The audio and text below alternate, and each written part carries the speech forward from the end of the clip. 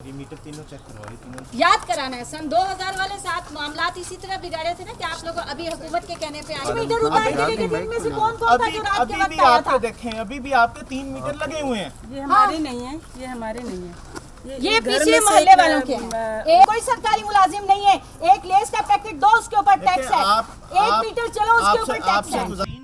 अशाती दीन के लिए आप आ जाए ना, मेरी सीट पे आप बैठे काम करें, लगा आपको पता जाएगा। ये आज हर तरफ से रास्ता हमारा बंद करेंगे तो हम क्या करेंगे?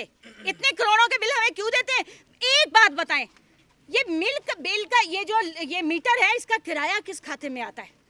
मीटर तो हमने खरीद लिया, हम मीटर आपसे मांगते हैं, हमारा नहीं जो कोई भी सारे चीज गवर्नमेंट को पैसे लेके देते। पाकिस्तान जैसा गरीब मुल्क अगर हम इसको गरीब हमने किया, ये ठीक नहीं होगा। इसको गरीब हमने किया, नहीं किया, नहीं हमने नहीं किया, नहीं किया। मैं पहुंचाना चाहती हूँ उन लोगों तक जिनको अर्दली फ्री, माली फ्री, बावर्ची फ्री, सवाई स्वीपर फ्री है, जिनके घरों के साथ 10-10 कनाल के वो बने हुए सहन बने हुए हैं, जिनके लिए ड्राइवर फ्री है, पेट्रोल फ्री है। ये सारे टैक्स वो लोग खाते हैं।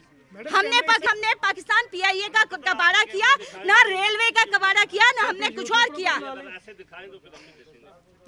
और हमारे पास हमारे बिल जो आए वो हुकूमत अदा करे। कमाल हो गया। ये कौम की बच्ची हैं, मेरी 2 ही बेटियां, दोनों शादीशुदा हैं, और ये सारी कौम की बेटियां हैं। बगैर फीस के पढ़ा रहे हैं, आपसे अच्छा पढ़ा रहे हैं। यहाँ कोई गंद नहीं होता। हमारी कोई बच्ची नशा नहीं करती। हमारी बच्ची का किसी का कोई बॉयफ्रेंड नहीं है, ना ये किसी वजीर के सामने पेश होकर अपने जिस्म दिखाती फिरती हैं। खालिसतन दीन की बेटियां हैं।